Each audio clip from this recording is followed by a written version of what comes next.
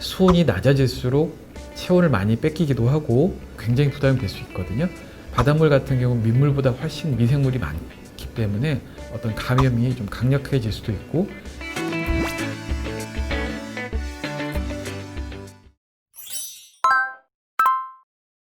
안녕하세요. 우리 집에 의사가 산다 심우진 원장입니다.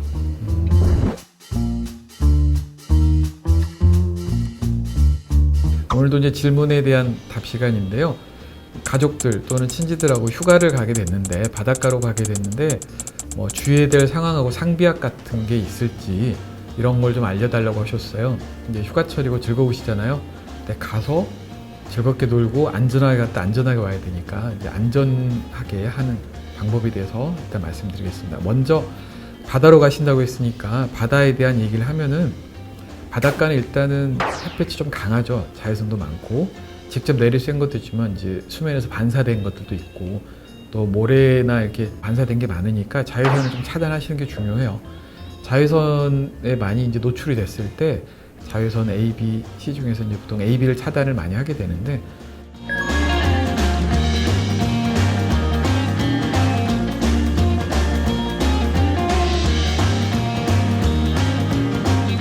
이 자외선 차단제를 꼭 바르셔야지 일광 화상도 막으실 수가 있고, 또 이제 갔다 와서 너무 타졌나 뭐 이렇게 불안해하는 그런 것도 막을 수 있을 것 같습니다. 그래서 햇볕 차단제를 꼭, 자외선 차단제를 바르시고요. 그다음에 화상을 입지 않기 위해서 일광 화상을 피하기 위한 옷차림, 모자도 쓰시고 옷을 가릴 수 있는 이런 것도 해주시면 좋겠고요. 개인적으로 저는 샌들을 신고 해수욕장에서 2시간 정도 있다가 발이 다 터져가지고 그 모양 때문에 한 진짜 8개월 정도 갔던 것 같아요. 굉장히 햇볕 화상이 강하더라고요. 그래서 갔다 와서 좀 민망했던 그런 적이 있습니다. 이제 해수욕장이 개장을 할 때 고려하는 게, 날짜도 고려하지만 수온도 고려를 합니다. 고려를 하는데 바닷물이 또 생각보다 차갑거든요. 수온이 낮아질수록 체온을 많이 뺏기기도 하고, 그냥 대비 없이 들어가 버리면 혈액순환이 좀 문제가 있거나 심장 쪽에 질환이 있는, 가족력 있는 분들 또는 이제 부정맥이 있달지 이런 분들한테 굉장히 부담이 될 수 있거든요.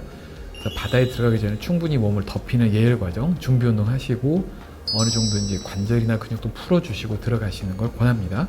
그리고 바다에 일단 들어가면은 수영 본인이 잘 하시는 분들이 좀 문제가 되거든요. 못 하시는 분은 그냥 바닷가에서 노니까 별 문제가 안 될 수도 있는데, 꼭 본인의 수영 실력보다 감당할 수 있는 범위보다 덜 나가시길 권유드립니다.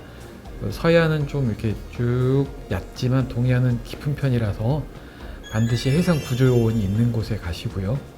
음주하시고 들어가시면 절대로 안 됩니다. 음주하시면 굉장히 기분도 업되고, 한강을 예를 들어 보면은 맨정신에는 엄두도 안 나다가 좀 취하시면 저거 한 2-3번 정도 가지 않겠어 하시는 분들 많거든요. 위험합니다. 그 수영 이렇게 하다 보면은 이렇게 혈액순환이 활발해지기 때문에 생각보다 술이 갑자기 올라가지고 바닷속에서 취해버리면 대책 없을 수가 있습니다. 음주 사고 많이 나니까 음주를 시작하셨다 운전하고 똑같아요. 바닷물에 들어가지 않으시는 걸 권합니다. 음주 수영은 음주운전만큼 위험합니다. 절대로 하지 마십시오. 그 다음에 이제 음식에 관련돼서인데요. 생각보다 식중독이 여름에 빨리 일어납니다. 그러니까 한번 끓여서 조리를 했다. 근데 3시간이 넘으면 그냥 버리시거나 그냥 냉장 보관하시고도 그것도 3시간 정도 넘으면 다시 조리를 하신다고 생각을 하세요.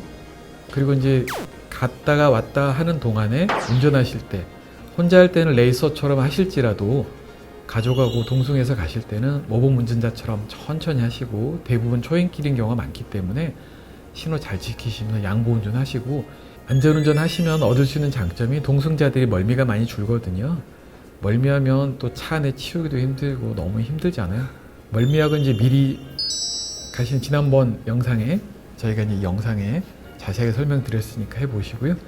좀 또 재밌는 게 멀미 안경이라는 게, 방지 안경이라는 게 있는데 그건 나중에 다시 방송에 하겠습니다.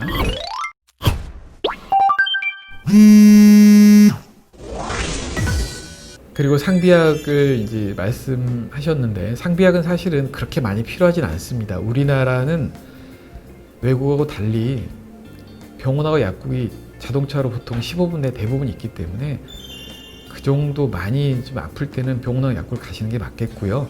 그냥 보통 응급처치를 할 수 있는 것들, 소위 말한 빨간약, 소독약 정도, 그 다음에 밴드인데 되도록이면 방수밴드가 좋겠죠. 방수밴드는 생각보다 범위를 넓게 하시는 게 좋아요.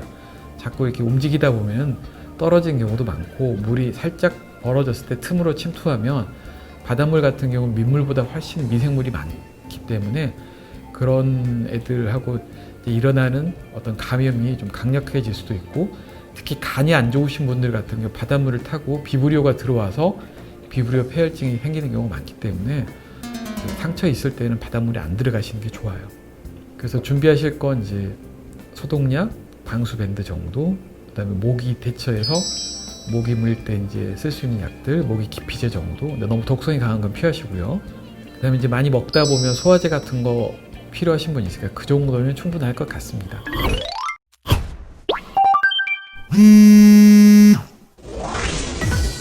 일단 휴가를 가서 즐겁게 가족 친지분들하고 보내시고 또 재충전해서 즐겁게 돌아오셔야 되니까 너무 무리하지 마시고요. 즐거운 시간 보내시기 바랍니다. 감사합니다.